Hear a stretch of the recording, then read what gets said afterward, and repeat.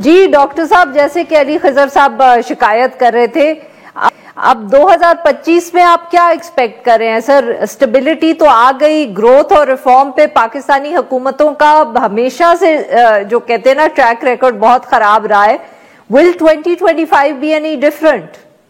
देखिए 2025 कैसा होगा ये तो हमारी चॉइसेस पे डिपेंड करता है कि हम किस तरह के पॉलिसी डिसीजन जो है वो करते हैं। मेरा ख्याल है 5 फैक्टर्स हैं जो कि हमें जहन में रखने हैं। पहला जो है वो IMF का रिव्यू मिशन है जो कि फरवरी मार्च में आ रहा है। हमारा जो टैक्स रेवेन्यू कलेक्शन है वहाँ पे शॉर्टफॉल है। जो सूबों ने एग्रीकल्चर इनकम पे टैक्स लगाना था वो अभी तक रोल आउट नहीं हो सका है। प्राइवेटाइजेशन पे हम काफ़ी पीछे हैं। पावर सेक्टर रिफॉर्म जो है वहाँ पे एक लैग आ रहा है। और ये वो चीज़ें हैं जो कि जो रिव्यू मिशन होगा या तो उसको अगले बजट के साथ लिंक कर देगा और ट्रांच जो है वो अगले बजट तक मौखर हो जाएगी कि आप पहले ये चीज़ें अपनी असेंबलियों से पास करवाएं, या दूसरी सूरत में अगर हमारा IMF के साथ और आने वाली ट्रंप एडमिनिस्ट्रेशन के साथ ताल्लुकात ठीक रहते हैं तो शायद हमें थोड़ा सा इस पे फ्लेक्सिबिलिटी और टाइम मिल जाए। तो ये 2 चॉइसेस जो हैं इसमें हमारी फॉरेन पॉलिसी भी इन्वॉल्व है और इसमें हमारे IMF के साथ कमिटमेंट्स इन्वॉल्व हैं कि हम फरवरी तक कितने टारगेट्स अचीव कर लेते हैं, जो कि कल वजीर खजाना ने अपनी प्रेस कॉन्फ्रेंस पे भी जिसका जिक्र किया। तीसरा जो इम्पोर्टेंट फैक्टर इकोनॉमी के लिए है वो क्लाइमेट चेंज है। हमने देखा कि एक बैड मॉनसून जैसे कि 2022 में हुआ वो आपकी साल हर साल की तरक्की जो है बहा के ले जाती है। अल्लाह ना करे अगर कुछ उस तरह का कोई एक्सट्रीम वेदर इवेंट आता है तो वो आपकी इकोनॉमी पे इम्पैक्ट करेगा और हमें देखना है कि हम उसके लिए कितने तैयार हैं। हमारी क्लाइमेट चेंज प्रिपेयर्डनेस और रेजिलियंस है वो कैसी है। और चौथा जो इम्पोर्टेंट फैक्टर है इसमें वो चाइना के साथ इस वक्त ग्रीन टेक्नोलॉजीज का है। यूरोप, अमेरिका और कनाडा में उस पर टैरिफ रिस्ट्रिक्शन के बाद चाइना अब साउथ एशिया, ईस्ट एशिया में अपनी मार्केट्स देख रहा होगा सोलर पैनल्स के लिए, ईवीज के लिए। बिल्कुल ठीक है। Very quickly I have to get to Ali Khajar साहब। जी, तो ये और 5 पॉलिटिकल स्टेबिलिटी है। तो ये 5 फैक्टर्स हैं जो कि 2025 में आपकी इकोनॉमी को इम्पैक्ट करेंगे। बिल्कुल ठीक सर। जी अली खजर साहब, आप क्या देख रहे हैं 2025 में? जी बिल्कुल, डॉक्टर साहब ने काफी आपको ठीक बात बताई है। देखिए सबसे बड़ी बुनियादी बात यह है कि हमें IMF की तरफ से बड़ी रिलैक्स पॉलिसीज मिल रही हैं पिछले 1.5 साल से। और वो जो कि वो बाइडेन एडमिनिस्ट्रेशन जो है वो इस हुकूमत को की लेजिटिमेसी के साथ वो IMF की सपोर्ट और वर्ल्ड बैंक की सपोर्ट आपको मिल रही है। अब आगे जाके जो है शायद वो सपोर्ट ना मिले और ये सिचुएशन ऐसी नहीं कि इमरान खान की रिहाई हो जाएगी तो सब चांदी हो जाएगी। It's much beyond that. आप अगर 2025 में देखें तो ईरान के अंदर प्लोरिफिकेशन होगी तो उससे ईरान की जो के अंदर जो होगा उसका इम्पैक्ट को पाकिस्तान पे आएगा और वो कोई इम्पैक्ट अच्छा नहीं आएगा। अफगानिस्तान के साथ देखें आपकी बड़ी आगे चल रही है, वो एक प्रॉब्लम भी है। तो इन्वेस्टमेंट इन चीजों से नहीं आएगी और फिर IMF को अगर US की सपोर्ट अनड्यू नहीं रहती और IMF डिपेंडेंट हो जाता है तो फिर उसके मेजर्स बड़े सख्त हो जाएंगे। उससे आपकी इन्फ्लेशन भी वापस आ जाएगी, उससे इंटरेस्ट रेट और नीचे बिल्कुल नहीं जाएंगे और उसकी वजह से थोड़ा सा जो है वो आपको फिर वो स्टेबिलिटी जो डॉक्टर साहब जो बात आ रहे हैं ना कि एक्सचेंज स्टेबिलिटी जो सबसे बड़ा तमगा है उस तमगे में भी थोड़ा सा चैलेंज आ सकता है क्योंकि उसमें बहुत डेप्रिसिएशन की उम्मीद नहीं है बट हल्का फुल्का उसमें आपको 5-7% तक की मूवमेंट आ सकती है।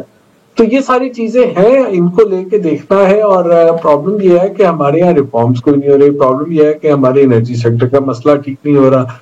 प्रॉब्लम यह है कि हमारे यहाँ कोई इन्वेस्टमेंट करने को तैयार नहीं है और दुनिया में हम दाएं बाएं देखें तो चीजें हालात हमारी ठीक नहीं है। हमें सऊदी अरब ने अभी तक जो वो रोल ओवर जो हमने 3 साल की गारंटी चाहिए थी वो नहीं दी है, UAE ने वो नहीं दी है।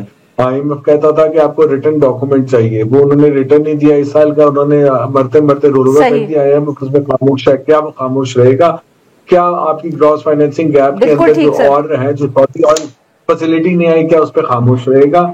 उस पर सऊदी अरब कैसे रिएक्ट करेगा? ये सारी चीजें भी देखने की है, बड़ा इंटरेस्टिंग अगले कुछ होंगे। बिल्कुल ठीक, ये सब चीजें भी देखने की हैं। डॉक्टर साहब ये जो अली खजर साहब बात कर रहे हैं इसमें एक जिक्र पहले भी हुआ, आप दोनों ने किया कि सर बहुत सी जो इस वक्त इस्तेकाम पाकिस्तान में है वो ऑयल प्राइसेस भी इंटरनेशनली स्टेबल हैं। सर क्या इसमें कोई तब्दीली अगर आ गई 2025 में तो उसका क्या असर पड़ सकता है पाकिस्तान में और क्या एक्सपेक्ट कर रहे हैं आप? देखिए ट्रंप का जो नारा है ड्रिल बेबी ड्रिल, कि वो ऑयल प्रोडक्शन जो है उसको बढ़ाते चले जाएंगे, ओपेक के डिसीजन जो भी हो, उसकी वजह से शायद कोई बहुत ज़्यादा मैं फ्लक्चुएशन तो आती नहीं देख रहा, बल्कि अगर हम सोलराइजेशन की तरफ जाते हैं और ग्रीन टेक्नोलॉजीज लेके आते हैं तो हो सकता है कि पाकिस्तान जो है बड़ा कंपेटिटिव एडवांटेज है हमारे पास अपनी कॉस्ट ऑफ पावर को कम करने का, लेकिन वहाँ पे कैपेसिटी पेमेंट चार्जेस हमारे गले में फंस जाते हैं।